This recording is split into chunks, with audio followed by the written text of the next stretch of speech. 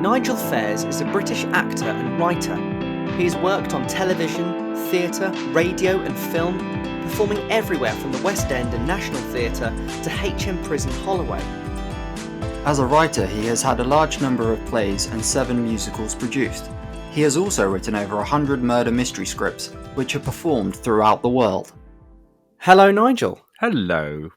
Hello. Thank you so much for offering to spend your time with me this evening and impart some knowledge and some tales. I'm really looking forward to having a good chinwag. It's always a pleasure, my dear boy. Thank you so much. So, or let's son, start as things I off. should call you, really. I like my dear boy. You are my theatre dad. So Yeah. I think it's fair to say that you're a mentor and just a dear friend of mine. And I really wanted to make sure I could talk to you for this format. So thank you so much for coming on.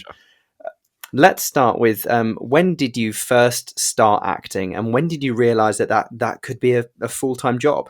Well, I was thinking about this, and the theatre bug hit me in infant school, actually. When I first went to the theatre, I went to see Aladdin. I must have been, goodness knows how old I was, at the Dome in Brighton, and I was completely bitten the moment I entered that building. So much so that I went back to infant school, drew a massive theatre in chalk on the board and insisted that the whole class listen to the story of Aladdin with me painting chalking all the characters on the chalkboard. So I guess it started there. Amazing. That's a production I wish I could have seen. I bet it was awful. I can't imagine what they must have thought of me. But my first lead, my first stage experience was at junior school, actually playing Little Benjamin in the first Christmas. Little Benjamin in Little Benjamin's First Christmas. So it really was the title role, darling, honestly. Indeed. It's all been all downhill since. Little Benjamin and Aladdin, it was the highlight. Yeah, but I in answer to the question, when did I realise it could be a full-time job? I guess from that moment on, I thought, no, this is what I'm here to do, and I wouldn't think of anything else. I love that certainty that people have with their passion. It's always what when I talk to people that are maybe outside the industry, when they're talking about, I don't really know what I want to do, and it's like, well, what do you love doing? Just find a way to make that what you do. And I think that's something that actors should be proud of, or creatives in general should be proud of, because we're always fighting in an industry where the odds are against us just because we want to do what we love. Yes, but I think it goes slightly deeper than that, I think it's more than what we love, because I do love it. But I think for some reason we've been put here, us creatives, to actually do what we do. I think it's actually more important than just loving it. I think we fulfill a need, and my God, haven't we learnt that in the pandemic? That actually, people can't exist without us, and we can't exist without it either, of course. But that's the selfish point of view. I love it. And you trained at Brighton Hall College, and I did. What was the training drama school experience like for you, and what skills did you learn when you were there that you still use consistently in your professional work? Well, I'm not sure as actor training it was the best, but as an all-round training, it was good. We had lights and sound training and stage management and all that, as well as the acting. And the best thing I think that came out of my training there at Brighton Hall was the fact that we were stuck in this beautiful manor house in the middle of nowhere, sort of wedged between Leeds and Wakefield in a deer park. So we had absolutely nothing to do but train and use all those amazing facilities. And those who felt the need, every time we weren't in lectures or rehearsals for productions, we would do our own productions using the facilities. So actually, I learned a huge amount, sort of on the hop, doing all that extracurricular stuff. I think the League of Gentlemen were exactly the same. Mark Gatiss and that lot were there just after I was there, and I think that's how the League of Gentlemen came to be, because of that extracurricular stuff there. So I've got a lot to Fantastic. thank it for, really. Yeah, you can almost see some comparisons with, Royston Vasey and then maybe in the middle of a deer park, in where that might have actually, genuinely originated from those sort of Well, yeah, surroundings. there are some very strange villages around there that are very Royston Vasey-ish. Amazing.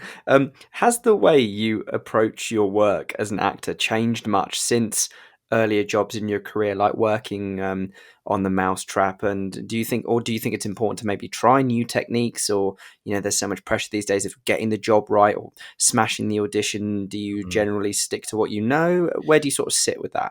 Well, I don't think my own approach has changed much in general terms since the Mousetrap and all that. It's always been a sort of pursuit of truth in one's performance. I come from the Stanislavski school, really. You look at your objectives, you look at your obstacles in the text. But interesting, you should bring up the Mousetrap, actually, because that's a creaky old murder mystery that doesn't really necessarily have a lot of depth. But what we did as a cast, whichever year it was, early 90s, we were determined to sort of create an inner truth which suited me down to the ground, and we looked at our character journeys and sort of fleshed it out a bit. And I kind of still do that, I think. But I think really it's best as an actor to find what works for you. That might, the Stanislavski approach might not help other actors. I think really finding what makes you tick as an actor, as a performer, really is the key to it. But I would say that I'm constantly learning. I think all the best performers have their head outwards rather than inwards when it comes to rehearsing and stuff. I did a film last year and I learned so much during that week's filming from the younger actors who'd just come out of film school and were sort of on fire with it all. And I'm 108 now, but I learned so much from that. And looking good for it. And when you talk to people who've been in the business for years and years and years, they're always learning. The ones who are working are always open to learning. So yeah, I don't think sticking to tried and tested things is necessarily the right thing, unless they're your base, and then you add and add to them as you go along. Totally. I think what you said about, the pursuit of truth, isn't it? I think that's while actors and creatives, I think, can disagree on many things and many techniques, but I think deep down that's all we're looking for, and whatever gets you there gets you there. Yeah. How has it been as a creative living in Brighton? Because while it's not the longest journey, some people fear sometimes that if they aren't living in London, they won't be able to get work or afford to do with a really expensive commute if they feel like they have to go into London. Yeah, I've never lived in London, so I don't know the difference. But my feeling has always been, if I've got a job in London, then it's paying me. So I pay for the commute out of that. I mean, obviously, if it's fringe or whatever, you're not being paid as much, if anything at all. But you kind of learn to live with that. Career-wise, I'm not sure, certainly now, whether it makes any difference at all living out in Brighton. To me, I have a quality of life here in Brighton that I wouldn't have in London. I've got the sea, I've got the countryside, I've got, it's full of creatives and actors. It's also full of amateur dramatic societies, but I've managed to steer clear of them. Well, apart from dragged into that world. Well, I've adjudicated the odd festival, but apart from that, no. But yeah, well, I do have that sort of deep love for Amdram, because it's where most of us came from at one stage or another, isn't it? I didn't myself. I came through youth theatre and schools and school play and all that sort of business. Mm. I don't know. I think it's a different mindset. Mm. I think whereas what I would call real actors. I'm so sorry if I'm offending anyone, but Let's go for it. Let's dive in. we, as I said before, we pursue truth and yeah, and telling a story in a truthful, honest way. But I think a lot of amateurs that I've come into contact with, it's the other way round. They think of their performance without necessarily having any detail there. It's me actually when I did adjudicate some amateur dramatic stuff. It was quite interesting putting them through as part of my adjudication, putting them through the paces of directing a scene or whatever, and seeing them approach it from a different point of view. And there were some lovely results there. So you're There's not always that incapable of it. potential, isn't there? Yeah. Oh yes, of course, of course. Why did you decide to form 368 Theatre Company? It's been operating now for 28-ish years, and God, is it that long? Crikey. I did some research, yes, Mr. Fairs, and 28 years, is it really? I think so. I Blimey. mean, I hope I'm not spouting out some rubbish there, but No, you're seemingly, right. It well, was 92. Good mm, God. yeah, Oh, you're making me feel so old. it's not odd. Seasoned. Seasoned, lovely. Mm. Well, originally it was a one-off, actually. I was in a fringe production on the King's Road, and I'm struggling. Oh, The Man in the Moon. It was called The Man in the Moon Pub Theatre, and the actress I was with got pregnant.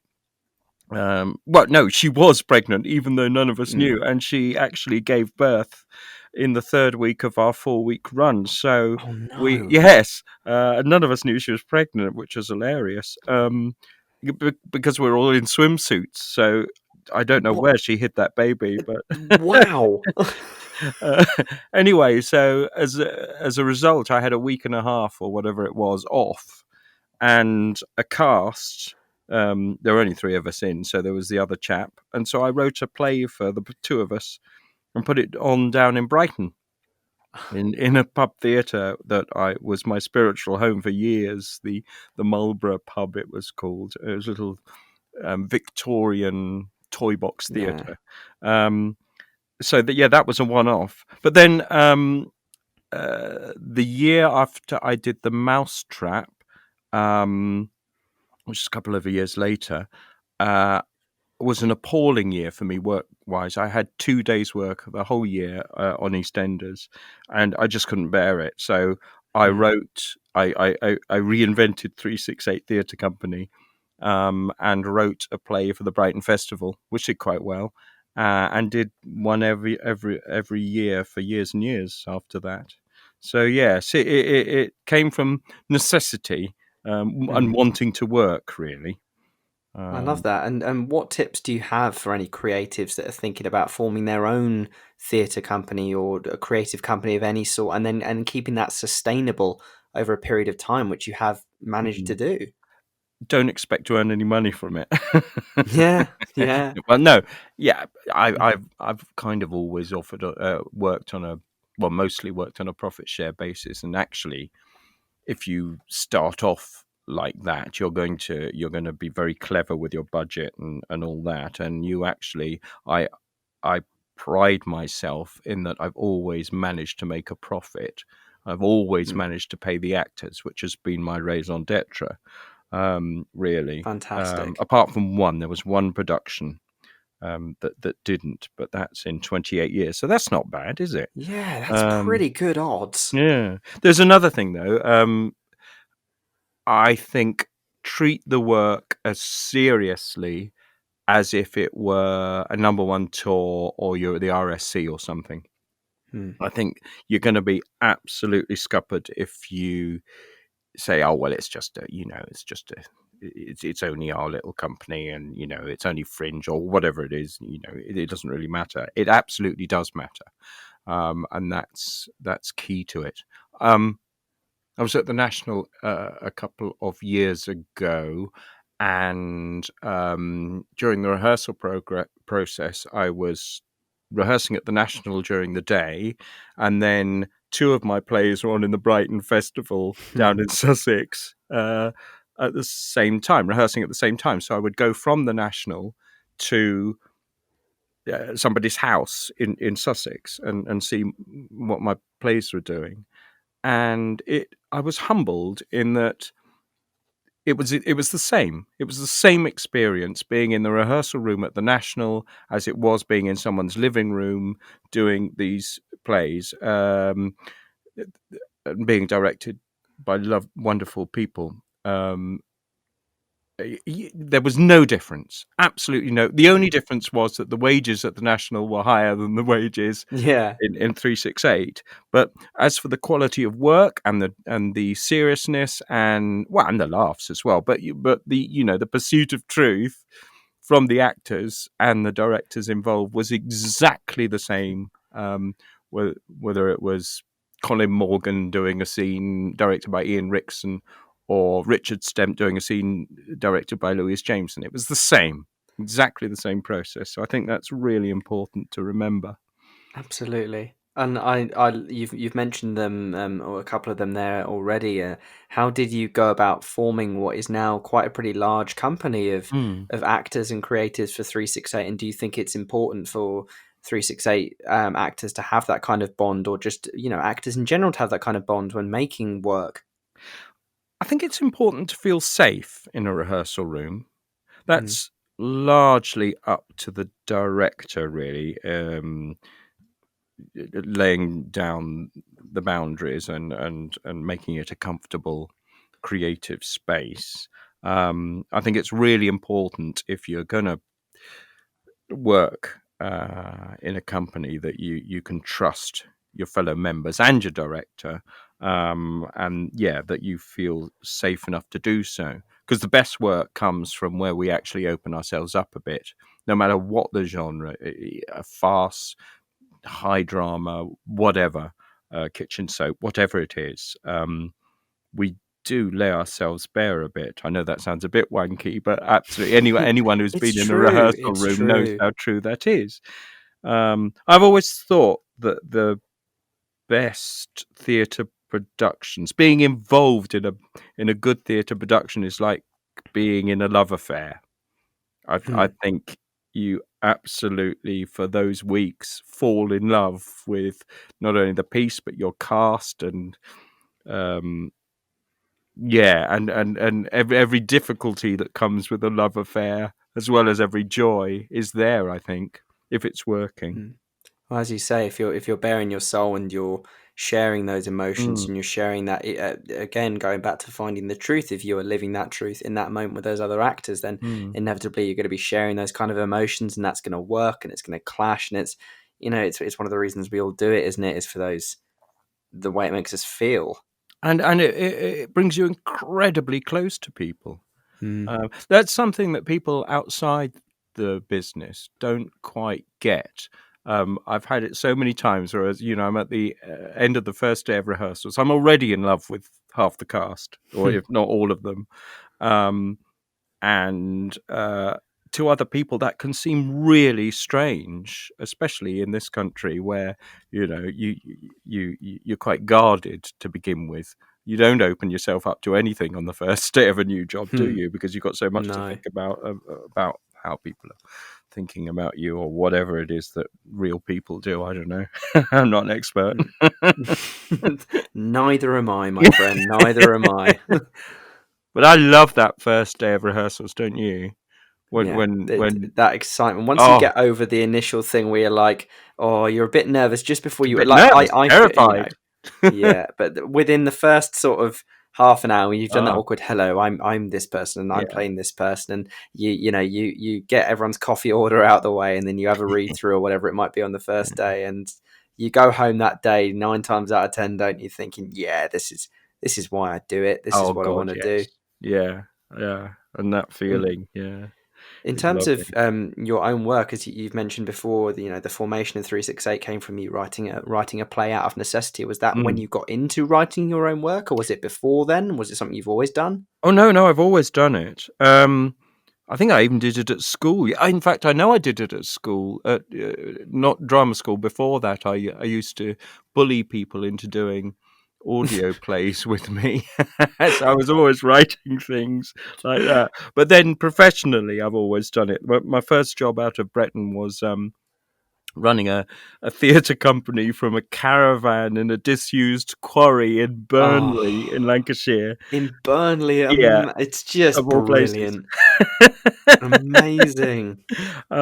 So we co-founded that production company, that theatre company, sorry, and we did absolutely everything.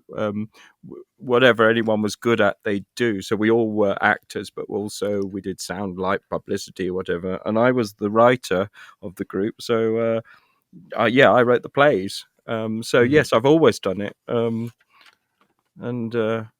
yeah, Well, I I'd guess I've. love to ask you. I'm always so curious about because I know you reasonably well, and I just the amount of good material that you come out with. Like, how are you so prolific with your writing? Because you just pump out play after play or audio drama after audio drama. And A, how on earth do you do that? And then B, any tips on people looking to be more productive with their writing? Well, oh, the way I do it is that, and I've always done it, is I've booked a theatre. I've thought of a title, booked a theatre, sometimes created the poster. So then you absolutely have to write it, I love that because pressure. it's gone in the paper, or the festival brochure, or whatever it is.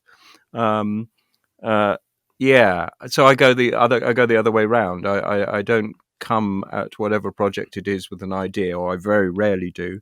I make sure that I'm going to have to write it by the 5th of February or whatever it is. And that's always worked for me. I tried writing something without a deadline a couple of years ago, and I just couldn't do it, and I've still not done it. I tried writing a play, or was it a short story? No, it was a play that I had no means of putting on, and at that time, and well, certainly haven't now during the pandemic and all that. But Yeah. I couldn't do it, so Mm, that was a lesson to me. Yeah, book a theatre. That's my advice, yeah. I or a love film that though. company, or whatever it is. That confidence almost that you're going to deliver that you put on yourself. I really like that. Like, I would feel terrified in with the idea of even, feeling like I could do that, but I love it. Yeah, is it confidence? I don't know. I think uh, yeah, I suppose when you look at it, it could be confidence, but it's not. It's just necessity, really. So it's Mm. stupidity more than confidence, I think. It's amazing what things come out of stupidity though, isn't it? It is, isn't it? Yeah. Mm. Well, in terms of your writing as well, you write with a huge variation in genre. You go from murder mystery, sort of crazy comedy, to sci-fi, and Mhm. the medium with which your work is performed, whether that's on stage or audio drama, or working closely with the public. Do you approach scripts differently depending on any of those factors, or as you say, does it come from booking a slot, booking a theatre, or saying this is? Do you know what I mean? Yeah. Oh, once you actually start writing it, of course, it's Mm. different in each medium. I mean, the basic thing is that you've got to have characters that have some sort of truth to them. I know I keep wagging on about truth, but I think that's as true as a writer as it is for an Totally. actor. Um, I think whatever medium you're working in, the characters have to make some sort of sense, and their relationship with each other has to be interesting. Um, and yeah, um, so that's a necessity. But yes, the way you tell their story, of course, it's going to be very different from each medium. Um, the way I write an audio script is well, when I'm plotting the story, it's no different to anything else. But there are rules that you learn as you go along. You can't have visual stuff in an audio script. Mm. I was a script editor for a while, and for an audio series, and I remember once being confronted by an end of episode 3 of this audio script. Um, a cross appears on the door, they're all horrified. And try So as I what? could, I Yeah. just couldn't imagine what sound effect a cross appearing on a door would Yeah. suggest that there was and of course then someone's got to say, oh my god, that's a cross that's just appeared on that Yeah, and door. then that's expositional dialogue that just That doesn't rings work. out like a No, bell, doesn't it? exactly. So you have to think creatively when you're confronted by something about that. And when you think of writing something like that, I think we ended up with the cross was representing the plague. So I think we ended up with a nursery rhyme, ring a ring of roses or something audio. Nice. So yeah. Every different genre has a different way of writing for it. Lovely. Can you tell listeners a bit about, for those who are not educated in the world of the Morlington Hill Murder Mystery Theatre that you make for 368 that I absolutely adore everything about? Can you just give And people an idea and of what that you is? were superb. Absolute joy. I loved it so much. I'd love you to talk a bit about that, because it's just a part of the industry, or a job that I never ever thought I'd be doing, and it's I absolutely loved it, and Duck to it's water, something that. darling. Well, the murder mysteries started out as a job between jobs. My friend owned a restaurant, and I said I'd always wanted to put on a murder mystery night, so I did it. Not altogether seriously, but thinking in the back of my head, oh, this will be useful between jobs for me and some mates. But then it went down so well that we had to do another one the next month, and before I knew it, we were doing it every month. And that was back in '96, and it's been running more or less every month ever since, until the pandemic, of course. So it's dinner theatre basically, although it's sort of expanded from that now.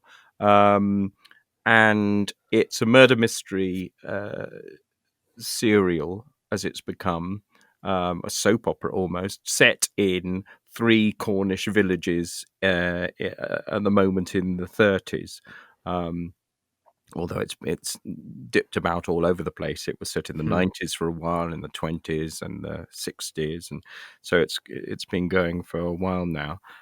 So it's morphed into this sort of murder mystery soap opera, so people can come and see their favourite characters and see how they're getting on, whether they're still alive or whether they've turned into a murderer or whatever.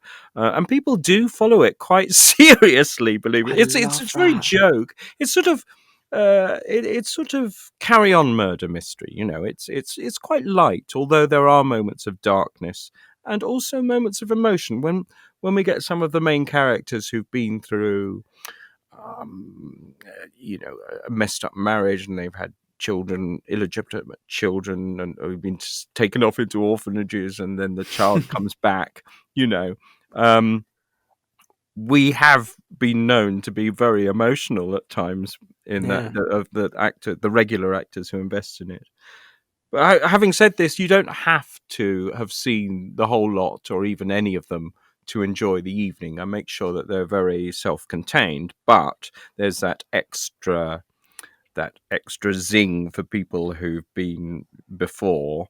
They recognise the style, they recognise the running jokes, and they recognise some of the characters. And there's a monthly newspaper that goes with it, and clues and all sorts. So, now we don't just do restaurants. We do I say now, pre-pandemic, we did it in steam trains and jailhouses and castles and all over the place, really.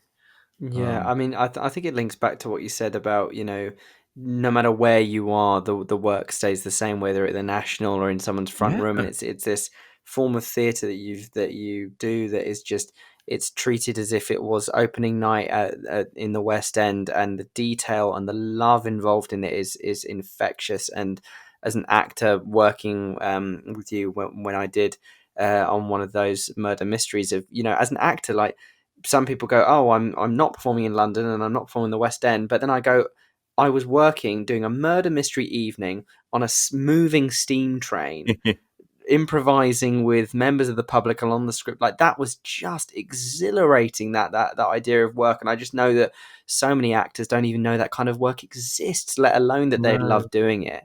Yeah. What are the sort of unique challenges that kind of work does present then to actors?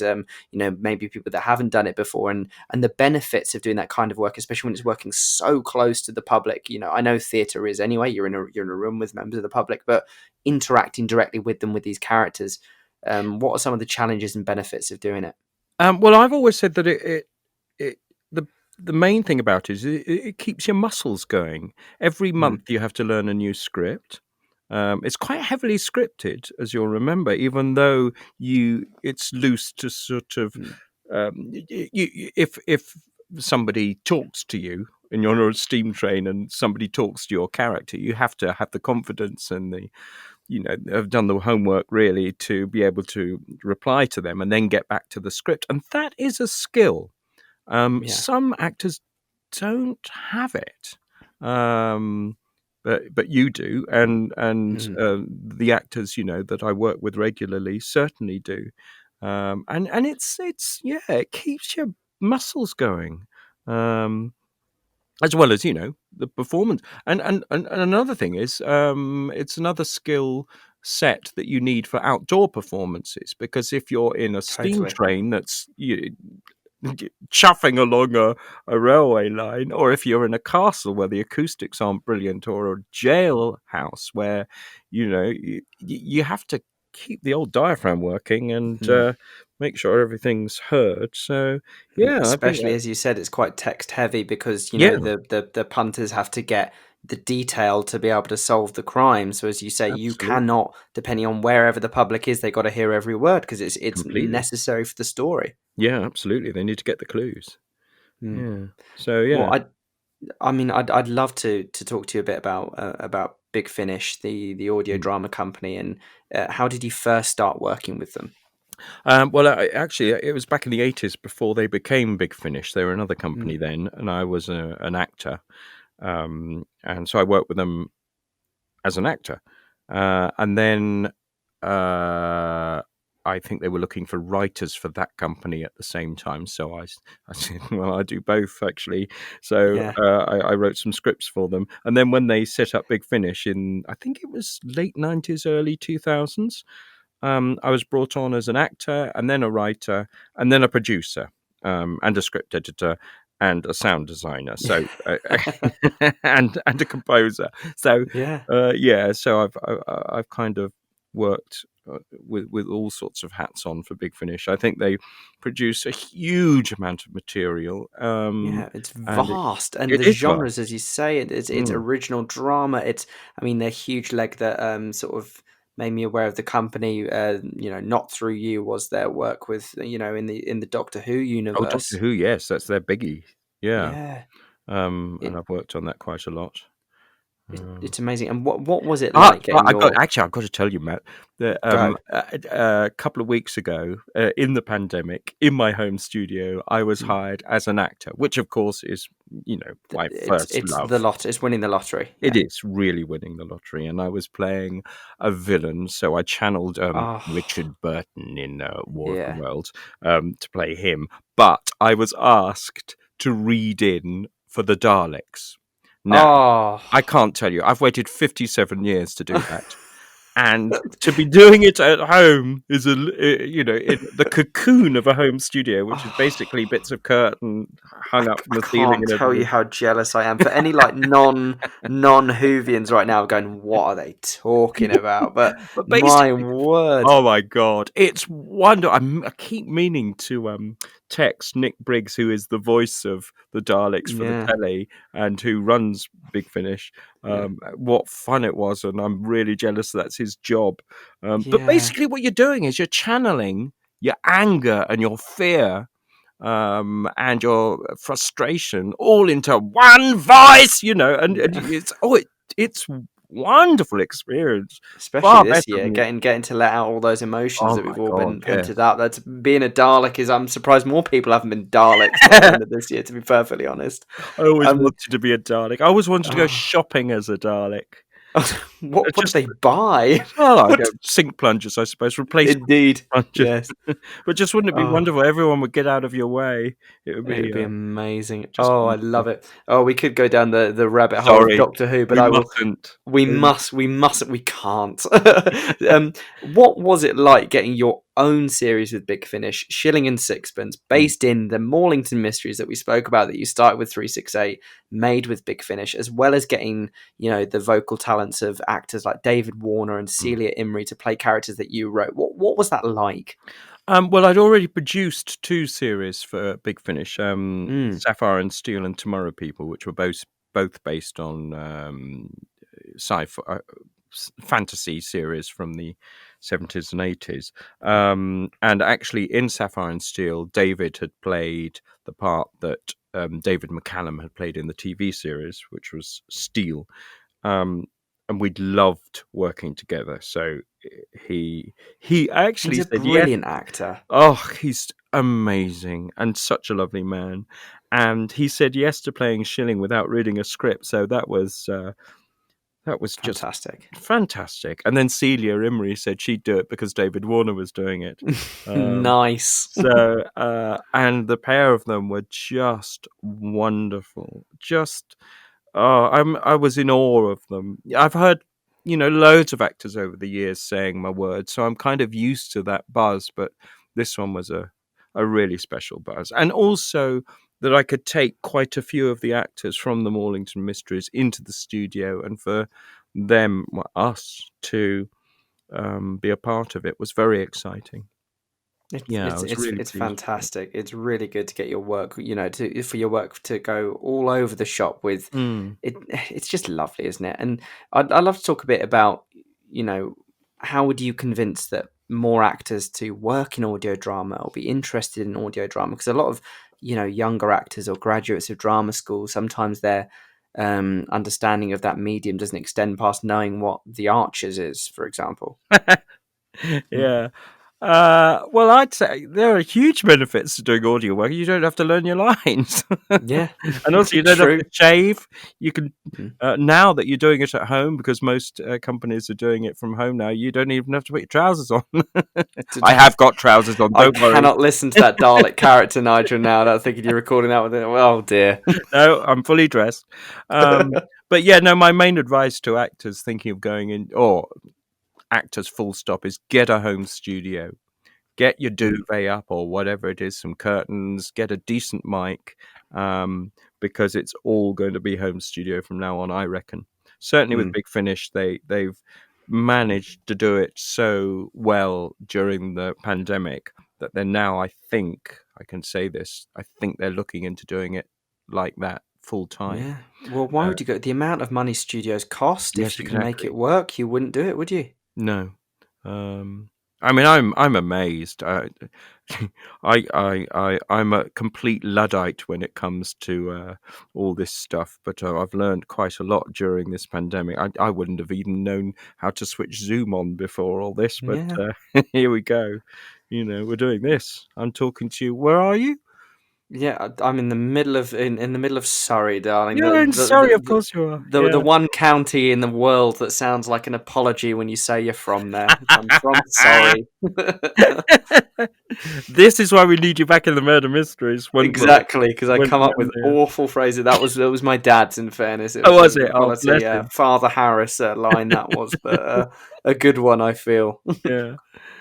Yeah, What? so I'd say to actors, get a good home studio, good mic, and good internet, and then you're Yeah, away. Yeah. and then you're away. Amazing. And I keep going back to the murder mysteries, but how can I not? Can you tell us a bit about the Pogley Wood Murders, which Ah. was an audio drama series that you recorded remotely, as we brought up a little bit earlier, throughout the pandemic this year, and where listeners can go and find it? Well, yeah, the origins of the Pogleywood murders were actually pre-pandemic, and we, having done Shilling and Sixpence investigate, we wanted to do and Shilling and Sixpence Investigate, although they were based in the universe of the Morlington Mysteries, kind of were an aside from it. rather more serious in tone, although not completely. But the Poggleywood murders were absolutely Morlington mysteries that you see on a train or in a castle, but an audio version of it. And we came up with it as an idea to publicize the monthly live event so that people could go back to the beginning of the story and hear where all the characters came from and how they arrived at the present moment. So before the pandemic started, we'd already recorded 6. Wow. And then when lockdown happened, somebody suggested it. I think it was Rebecca Crinian suggested that we should carry them on and everyone could record their lines at home. And I just thought that was an amazing idea. And why not? But little did I know that for 20 weeks I would be working non-stop on this on this thing, writing them, sending the scripts out to the actors, who then recorded their lines on their own at home, sent them back to me, and I would be editing them together, which was painfully slow, but doable eventually. And then composing the music, putting sound effects on, and then schlepping them out on the internet as well. So that was that was hard work, that 20 weeks. Yeah. But we've got 20 episodes out there. And they're on a week. It was one a week, yeah, absolutely. Wow. And it took literally the whole week to do it. I didn't do anything else for 20 weeks. I thought I went for the odd walk, but that was it. And then I bet all you could think about when you're out there was, them damn audio files. Well, yeah, I'd have I'd have a deadline for the next episode the next week. So I'd have to As you write. said before about booking a theatre, isn't it? All links back. It is exactly that, and it's available on all major podcast platforms, including iTunes and Spotify and all those ones. So look them up because they are amazing, and just invest a bit. That's all anyone needs this year. I think a bit of fun, isn't it? Yeah, I agree. And even though we were recording them in isolation, when I was putting all the voices together, it was as if I had my theatre company in my house with me. And even though it was a lot of hard work, there was a joy to it. That's really nice. Well, I'd love to quickly ask you about what was it like working on the production of Translations you did at the National Theatre in 2018, a production that was raved about. It was the talk of the town when it was on. What was it? What was that? If you could sum it up, or if you could go into detail, I just want to hear about it. To be honest, what was it like working on that? It was a thing on the bucket list, completely ticked off for me. I mean, you don't get much better than working at the National and in the Olivier. I mean, the first production I ever saw at the National in 1982 was Translations. So to actually make my debut on the National Theatre stage in Translations was just extraordinary. That's so poetic, isn't it? Like, I know we are being a pair of wanky actors this evening, but I do like that. Is almost, it's one of those things you get it in very few industries and very few careers. I think you get it in sports a bit, and you get it in creative industries where you get these narratives that can only be formed in certain things. That was the first play you saw at the National, the Olivier, and then it's amazing. It's just extraordinary, and you're working at such an institution where you just feel held and so looked after. I mean, the voice classes are amazing. I had dialogue coaching, and to just actually to step onto the stage of the Olivier without an audience is extraordinary in itself. But when you've got an audience in there, it feels. I remember somebody said this to me before we actually opened. It feels remarkably intimate, even though it's I can't remember how it seats. It's over 1,000. But it feels like you're in a fringe theatre. Everyone feels really close. It's the most bizarre thing. But yeah, and the quality of the cast and of the direction was, and the design, and everything was just extraordinary. I loved it. Really loved it. It was incredible. I loved watching it when I got the opportunity to do so. It was really something special. Mm, Um, Having worked, consistently for years, making your own work, through making your own theatre company, for providing creative opportunities for your industry friends, as we've spoken about, what would you say to creatives right now who are really struggling this mm. year, whether that be mentally, financially, or just creatively in the whole? What would you say to those people? I think I'd say you're not alone. Mm, I think everybody, whether they admit it or not, has suffered this year. No matter what mm, your job is, no matter um, what your finances are, or whatever, I think everyone has been through it. And I think it's our job as creatives to recognize that and to remember it, to observe it, and hopefully use it in some way. I mean, this pandemic won't go on forever, um, or even though it feels like it feels like that at times this year. There's a vaccine on its way, and all this. We've all had to compromise in our careers. Absolutely everyone, really, in some way. mm. Because either, whatever your career is, either if you're still in work, you've been working Under flat out, circumstances, or yeah, there's been absolutely nothing. There's hardly been any sort of middle ground there. Um, but yeah, I'd say just hold on, and you're yeah, not alone. I think that's the most important thing. Yeah, totally. I'm And talking to myself here, of course. yeah, I think we all are at times though when you give advice to people, isn't it? A lot Yeah. of the time it's stuff that you repeat to yourself. Yeah. Well, all being well with the world in 2021, which we can all hope for and all collectively fight for. What can we expect from Nigel Fairs in 2021? Oh well, what can you expect? Well, when it all started, when the first lockdown happened, I was on tour in a two-hander, really good one, about corrupt Tory MP called Revenge. Wow, I how apt! I'm saying nothing, No, uh, no, we but can't be libelous.